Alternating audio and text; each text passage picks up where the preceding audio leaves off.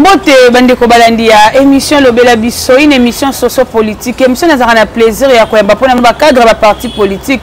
Vous même partisans pour l'analyse la question politique et zali kole karambo cannabis. Retenez que l'actualité reste dominée dans le discours du chef de l'État Salaki Mokona lobby na Salaki État de la nation par rapport à l'insécurité à partir est ambo cannabis. On va expliquer la population, on va faire appel à la population tous en unité nationale, tous en bolingo te ba ko bunda pour ambo cannabis pe Salaki appel sur na jeune beba et belé ko adhérer na armée na biso ko s'enrôler na armée pour na ko bunda la cause noble zali cause mboka na biso totikata monguna ta boto da biso ata 1 cm ya mabele ya mboka na biso. Nous devons quand même nous devons combattre pour na koboto la mboka na biso totika Rwanda te ajwa mabele na biso totika occident to banvia ka mboka na biso depuis kala baba kono na koboto la biso parti est parce que c'est les partis aussi les plus riches disons na République démocratique du Congo. Nous devons quand même veiller concernant notre pays. Il faut recevoir rebattu tes qui de partout. Nous allons citer quand même celle de M. Noël Tchani qui est décis par rapport du message à la nation du président de la République. Dans une interview, je regrette que le chef de l'État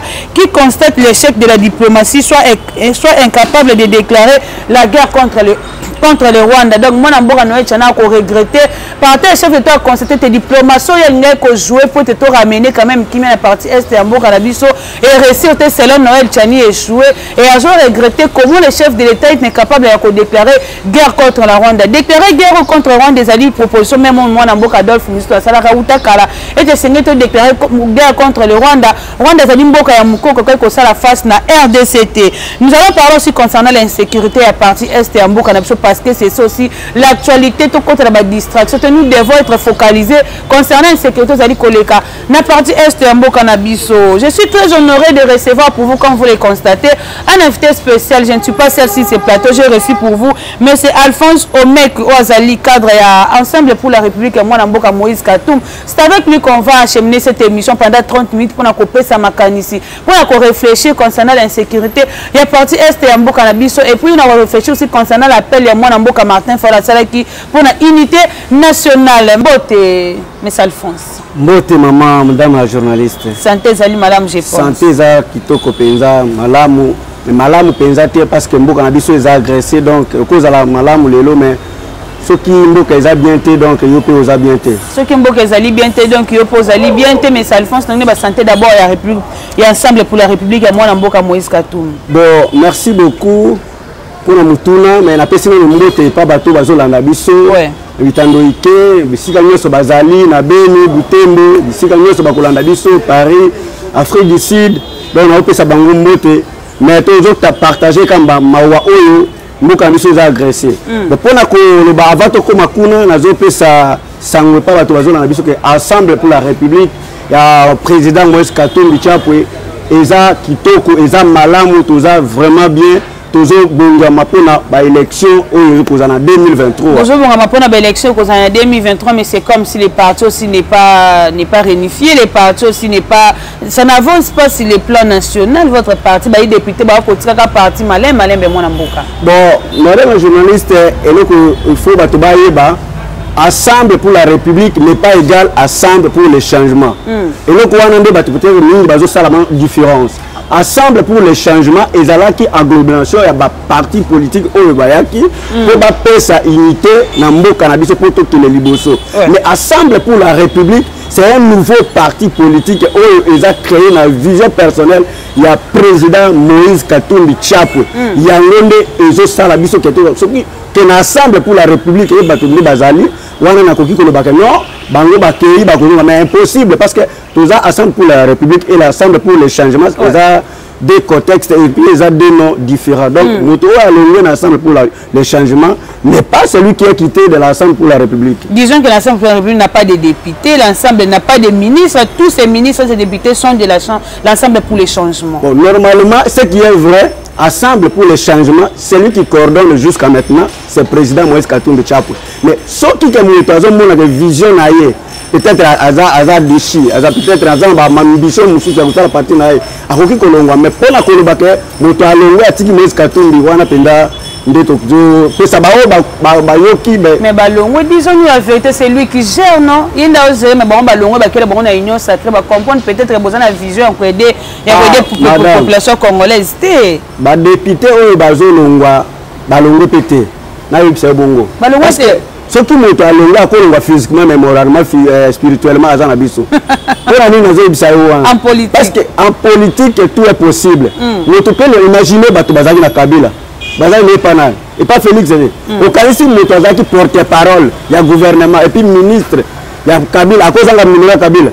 Oui, c'est de la politique. La politique, tout peut changer. Donc, les gens qui n'est pas Moto Songolo, ne pas Moto Songolo. Donc, ce qui est vrai, Moto est à lobby qui a sali ma déclaration politique qu'on a longué ensemble pour les changements à côté de ce qui est union sacrée. Bien sûr, d'ailleurs, nous avons une question. Nous sommes peut-être dans une union sacrée. Mais pour la qu'on a longué ensemble pour les changements, aucun parti, au moins peut-être dans la vision de créer parti, parce qu'ils ont combat dans l'union sacrée. Ensemble, les gens ont une union sacrée. Oui, ensemble, les gens ont une union sacrée. Mais Moïse Katumbi fait partie de l'union sacrée. Justement, tous en union sacrée, jusque-là, tous en union sacrée.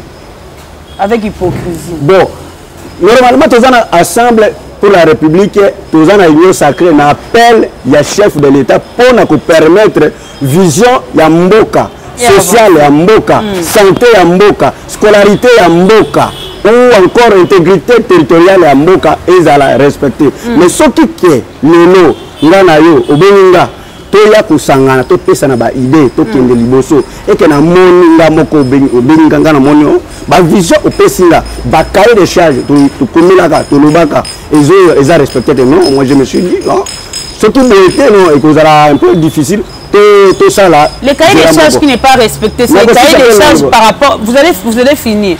Cahier des charges, vous allez respecter ces cahiers des charges par rapport à la population, par rapport à vos intérêts égaux, vous les politiques. Non, normalement, madame, nous, ensemble pour la République, toujours prenons pour la bonne valeur. Ensemble pour la République, ils ont prenez pour la sociale. Ensemble pour la République, ils ont couvert, ils ont pour la intérêt à peuple, ils allaient respecter. Biso réellement, biso ensemble, toujours mon vision sociale, toujours mon santé. Imaginez le lot. Ngai le kola mobola na kei na soins médicaux ba 5 000 francs na zana capacité à foutre mais ba députés nationaux ba aux anciens na étranger est-ce que ils légal, est-ce qu'ils sont équitable, c'est normal. Il y a un biso ensemble pour la République toujours prenez vraiment pour l'intérêt général de la population, ils ont pour intérêt égoïste parce que ceux qui pour l'intérêt égoïste, est-ce que pour l'intérêt égoïste les gens qui n'est pas Félix pour ko sungaye non parce que à ben biso moko zalobi non c'est ça la tokende non tosungaki o affranchi ligne rouge on baneza la franchi bolongwaka te on devient na on peut so benda bino makasi tosungi makasi mais soki moto zo sungaye imaginez soki ozo tambola hein bon supposons tozo tambola na yo même la Bible elle déclare deux personnes ne peuvent pas prendre le même chemin sans qu'ils ne s'attendent pas.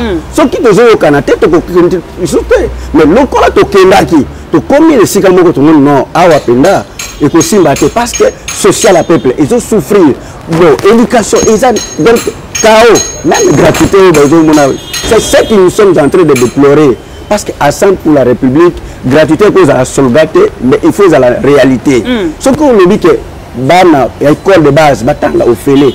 Mais il faut réellement battre. Mais il y a certaines écoles où ils ont foutu un bon. Ils ont quoi toujours télémélango. Ils ont télémélango, toujours télémélango. Et l'on a la population. Puis c'est toujours représenter la population parce que nous sommes mboka mususu pour l'est moto azo bata mambola. Mais biso toujours ngamuke ya kozoela bango ata ne fils que 2 secondes ya kolobela bango pa bakozi na ba itandeke pour na balanda biso ba yoka souci à peuple oyo bazo souffrir parce que à vous en Kinshasa des fois nous sommes comme on azo vivre avec Kinshasa bien mais ayebi passe ya moto azana STT ayebi passe moto azana bandu pété ayebi passe ya moto azana ba Congo té donc eloko wana ndé toujours ça la vraiment que biso nous ba Congolais to zala elongo derrière Moïse Katumbi chapeau pour adhérer massivement. Donc, parti de l'Assemblée de la République, ils ont parti moko oyo, ce qu'on continue à décider. C'est impossible quand on a ça. Parlons concernant la sécurité à partir Est et Amboka. Avant d'arriver d'abord les discours des chefs d'État, je pense que vous avez suivi ça. Qu'est-ce que vous avez retenu par rapport à l'adresse à la nation, à chef d'État par rapport à la sécurité de l'Est? Le discours du président Madame, tellement, nous sommes, moi personnellement, parce que c'est moi qui parle, donc je suis tellement déçu. Ce n'est pas ce que l'on entendait. Un président de la République ne veut pas tenir de tels discours. Nous sommes agressés plusieurs années, sur moins il y a 2 décennies, nous sommes agressés. Mais pourquoi il n'a pas tenu le discours que le Congolais attendait? C'est pas ce qu'il a prononcé aujourd'hui. Donc c'est comme s'il est en train de gratter. Il n'a rien dit et il n'a rien dit. Donc même un élève de l'école primaire n'a rien compris. Nous sommes agressés. C'est que le vrai, madame, que diplomatie, il y a beaucoup de voyages, n'ont pas, donc le voyage n'a pas rien apporté au Congo. Donc, diplomatie, ils ont beaucoup de tout. Et nous avons beaucoup parce qu'en limite, la diplomatie a échoué. Il n'a pas dit qu'il a échoué, mais non apporté quand même la fruit. C'est un langage politique. C'est un langage, il ne devait pas dénoncer clairement comme ça, mais il a voué que non, sa diplomatie a totalement échoué. Donc, ce qui est vrai, diplomatie n'a écouffé. Ils ont été sur le côté. Le discours de Lingaki, Yoka, et puis de Bandam Kozelango, ils ont pété les mélas. Le Mouna Nabiso, Oyazo Bundisabiso, matin, midi et soir. Combien de rencontres, Oyemoko à Sala, rencontres secrètes, Oyemoko à Sala, dans le pays agresseur. Mais jusque-là, nous, la population, nous sommes en train d'attendre qu'ils disent que non.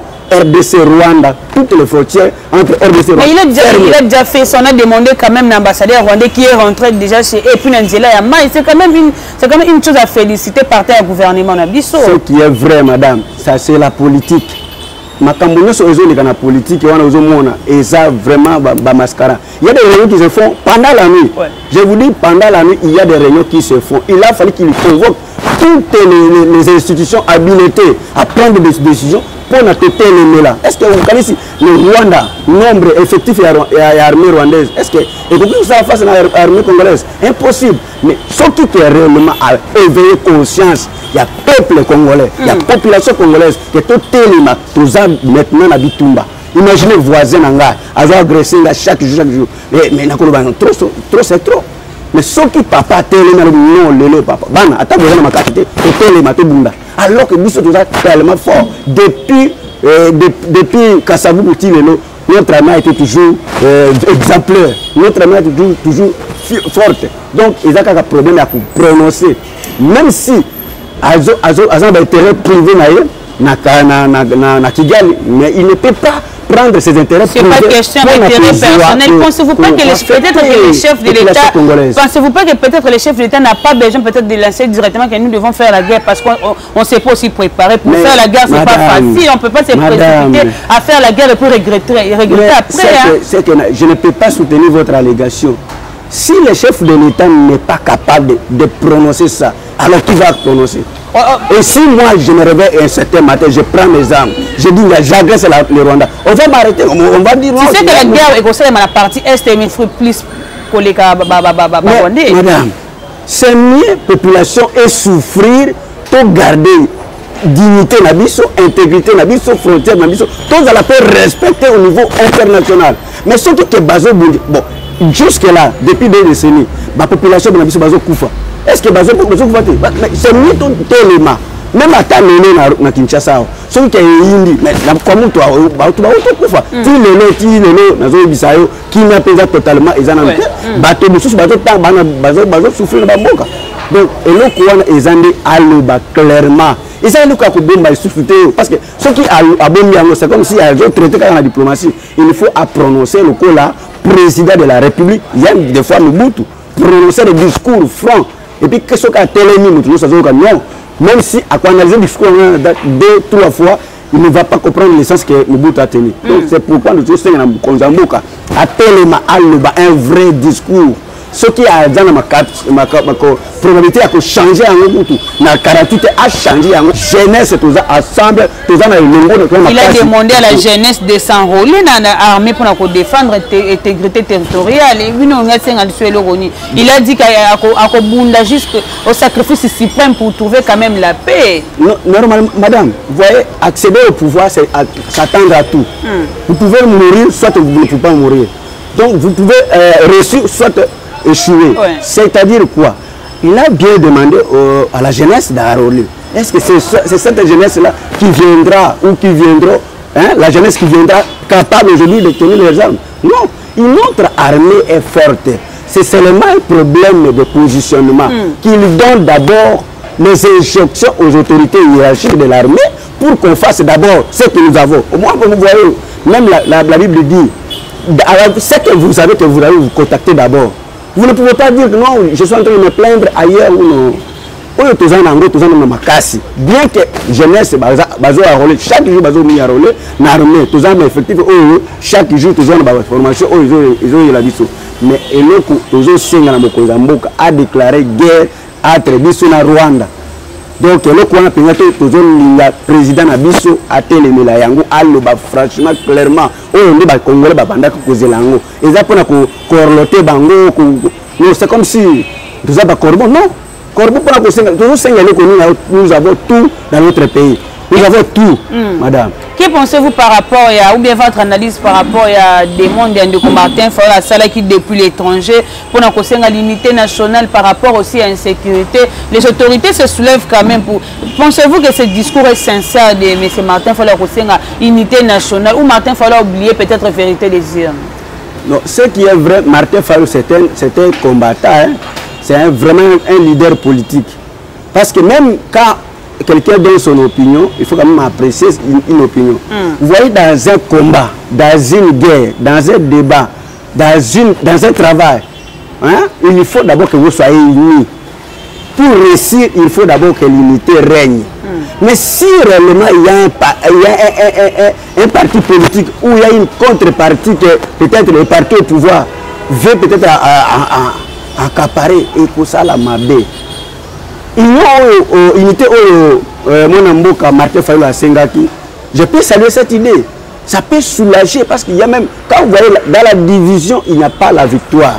Dans la division, il n'y a pas la victoire. Parce que ceux qui ont dit que non, ceux qui ont Sengi, tout ça la table rang, tout ça l'unité est solide.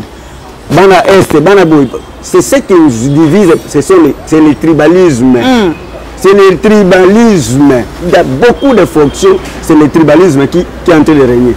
Mais ce qui a sengi à sa unification, il y a un mot cannabis, madame Tokolonga, et puis aussi Tolongi. L'unité nationale, c'est par rapport à revendre autour d'une table et penser autour d'une table pour couper ça n'a pas idée où chacun de son côté, et puis mettons ça dans une unité pour soutenir nos phares d'ici. Normalement, madame, unité Martin Fayulu, au moins peut-être n'a pas esprit n'a été.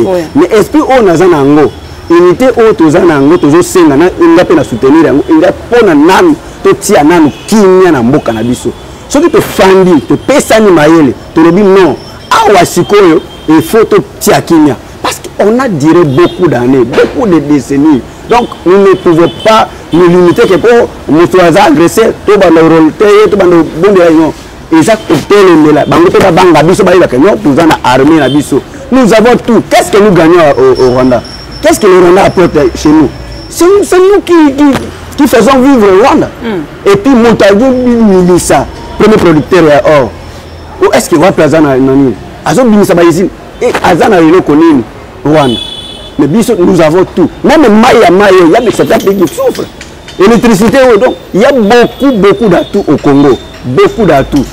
Toujours singa unité wana to afandi sabiso parce que il y a un magistrat suprême ce qui a béni mutu on peut peut-être mutu abou mais na période oyo toza mutu moko a cause de divergence. Les politiciens aiment trop de dialogue pour que la partage à gâteau alors que les pays a besoin peut-être de moyens pour soutenir ba faire des sénabiso monamboka avec l'appel à l'armée sur régional côté qui na partie est mboka na biso l'armée kenyenne déjà bazongi ba retirer ki bango bazongi pas na bango c'est comme si Félix Tshisekedi aussi comme il a reconnu sa diplomatie qui n'a pas joué peut-être des rôles très efficaces c'est comme si l'armée sur régional qui contre notre pays ou avec l'hypocrisie pour pouvoir soutenir ba faire des sénabiso. Madame, les cas de mission une armée étrangère ne peut pas apporter une solution dans un pays. Ouais. Donc, entre les pays, il n'y a que des intérêts. Il n'y a pas d'amis, il n'y a pas d'amis, il n'y a que des intérêts. Ce qui n'en a pas, c'est que j'ai un intérêt, je suis en train de viser quelque chose. Mais si peut-être, avec sa diplomatie qu'il a conclu avec certains pays voisins, et que mon qui a intérêt peut-être avec des durées déterminées, tu vas gagner 30 jours. et qui est en train de jouer coquille, mais il faut se retirer. C'est pourquoi nous avons dit que d'ailleurs récemment que la diplomatie n'a pas échoué. Pour l'année, parce que l'armée étrangère va apporter des solutions. L'armée congolaise va faire des bases en Makassi, il y a Kubunda Nanyos. Mais ce qui est pour le dialogue, madame, Namboka est sérieux. Le dialogue, oui, c'est normal. Mais le dialogue n'est pas seulement pour garder l'intérêt personnel. Parce que imaginez dans un dialogue, tout ça ici, le Premier ministre. Ce qui est vrai dans un dialogue, nous devons d'abord que les intérêts de la population priment sur nos intérêts propres. Les intérêts personnels, vraiment, c'est ce que nous sommes en train de les appliquer. Ce sont les égoïstes. Parce que ce qu'on veut, c'est intérêt à Yoka, au Bala, au Tongabandako, au Sobabavila, pour voyager pour les sous. Maman, ils ont une propriété, ils ont voyagé, ils ont foutu au moins 5 000 $ peut-être aller-retour, mais moi, nous avons 500 francs au Sombalipa. Et puis, ils ont normal. Peut-être que ça va changer, donc c'est compliqué dans le Congo. Faut que le sujet insécurité quand on a élection pour clôturer notre mission. Pensez-vous que le chef d'État nous avait promis depuis longtemps que l'Union se prend encore ramener plein la partie Est et en Boka avant 2023. Et pensez-vous que c'est probable avant 2023 que je Kimia dans Boka Nabiso? Avant 2023 tu vois Kimia dans Boka Nabiso et nous na FARDC. Tu vois Kimia. Mais ce qui est la division, tu as la unité. Kimia et Gozala moi passe. Ce qui tous voient Kimia et il faut dans sa jeunesse, toute l'armée, l'armée est bien motivée. Motivation on a eu quoi et langage politique dans le bas. Motivation et ça quoi doté on a tout. Même ngana zo que na bituma na yebi que moi si nanga azaboué. Moi nanga azaboué. Donc il faut appeler ça bango moral moko ya elongo pour na combattre et c'est possible. Pour na ko tia Kimia na est. Ça ne peut pas prendre même de mois. Ça peut pas prendre, ça peut être une semaine, un mois, et puis la paix peut être rétablie. Et pensez-vous qu'on peut faire aussi des alliances avec la Russie, hein? Bon, la Russie, faire des alliances avec la Russie, c'est probable. Parce que c'est un pays, non? Nous sommes en train de faire des relations. Si nous avons besoin peut-être des armes, nous avons besoin d'une aide quelconque, on peut toutefois... faire des accords avec des pays étrangers. Mais ceux qui ont toujours la relation avec des pays voisins qui nous attaquent chaque fois, là, madame, nous ne serons pas d'accord. Il faut que nous tout ça, le dialogue, tout ça, l'entretien, M23, mais ça, c'est pour filtrer l'armée. Donc, chaque fois que nous avons déjà vécu ces histoires, nous avons déjà, l'armée n'a pas infiltré pour un dialogue. Donc, imaginez, madame, na Rwanda, jamais la communauté internationale va imposer bango basala dialogue na bango était rwandais. Basenga ngonante avec FDLR. Basala barmi na bango tout ça bango terroriste. Mais biso pourquoi bazo imposer biso? Non, chaque pays est souverain. Nous ne pouvons pas négocier avec un ennemi. Et l'ennemi reste ennemi jusqu'à la mort.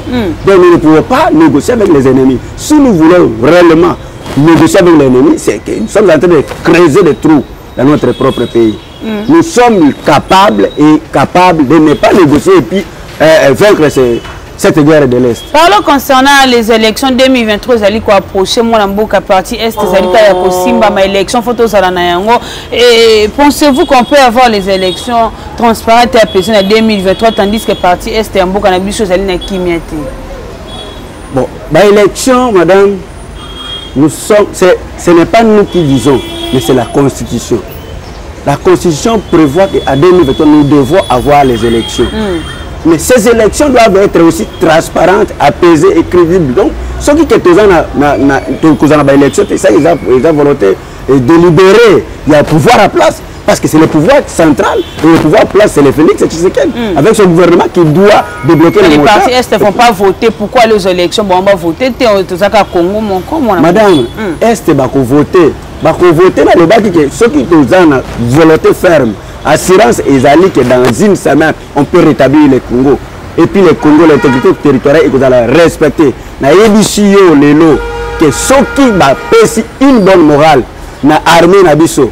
Même une seule personne, un seul militaire, peut affronter le Rwanda et puis le vaincre. Nous avons des armées, des armes et une armée forte. Où il peut voter. Mais ce qui est vrai, nous sommes en train de déplorer, madame. Jusque-là, il y a certains villages où on a parce que chaque fois, comment l'éducation de ces enfants est en train d'être mise en danger comme ça. Parce qu'on a toujours dit, éduquer une femme, c'est éduquer une nation. Si les femmes prennent fuite, ils quittent leur village avec les enfants vont étudier comment. Donc, c'est ça que nous sommes allés déplorer. Mais toujours, c'est dans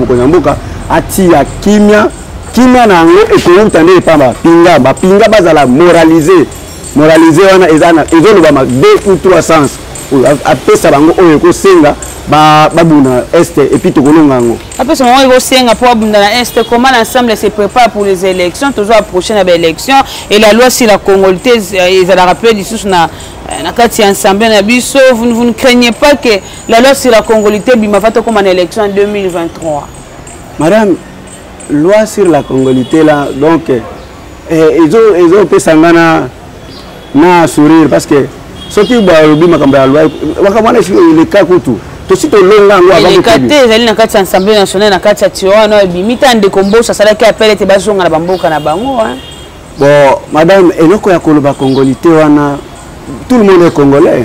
C'est de par la constitution. Tout le monde a droit d'être élu et d'être éligible.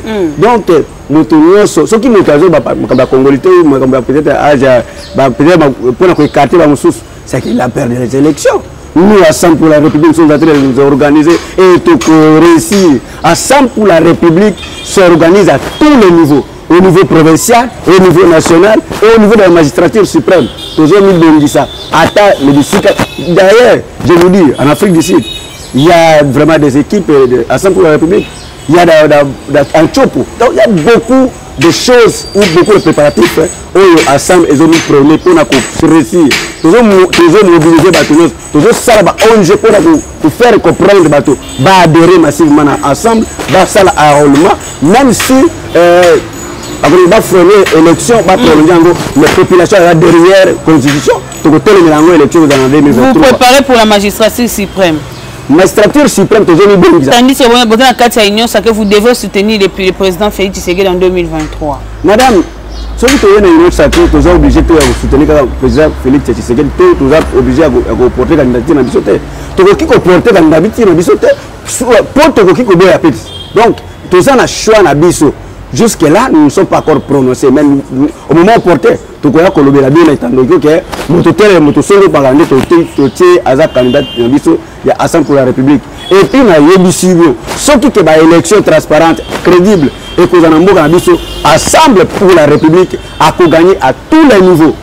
Au Sénat, et à la députation nationale, provinciale, ou encore au niveau municipal. Malheureusement, au Congo, on a combien de problèmes qu'on organise par ces élections communales ou municipales. Donc c'est déplorable. Mais ce qui, pour la santé Assemblée pour la République, madame, Assemblée pour la République, au côté que ça y est, mais l'obité. Donc Assemblée pour la République, a zone porté très bien. Puis maintenant, ça derrière Assemblée pour la République et tout le monde. Et le président visionnaire, Moïse Katumbi Chapwe, et a zone ça idée, construction, idée, solide.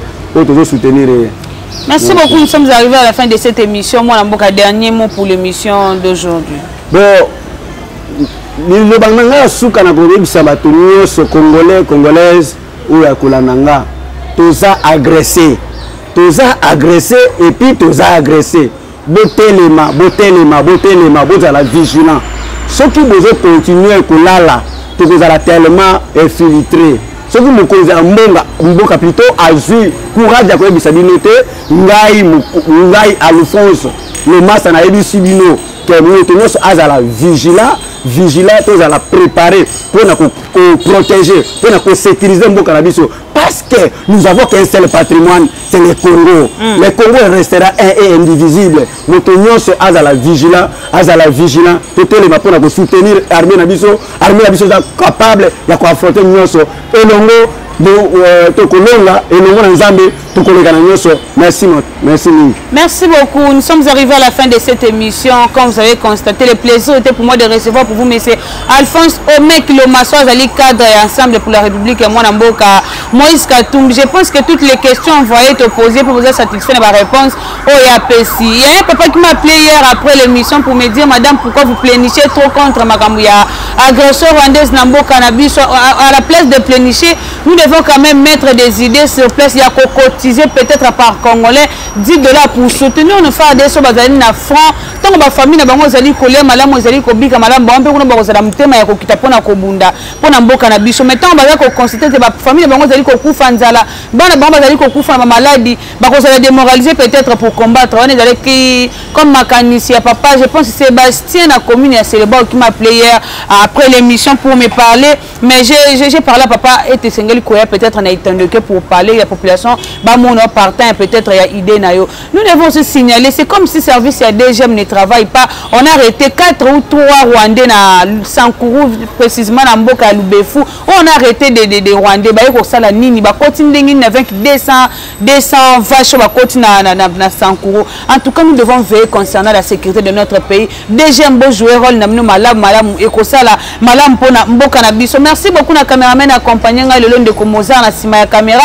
Merci beaucoup na papa Gaston na montage trésor yala notre réalisateur na réalisation pe merci beaucoup na papa Botinga avec Alphonse le sewa to pe na maman na ngai Pauline Tambo tukuta ya mbala sima pe na invité à Scapo na émission Lobela Biso. Au revoir.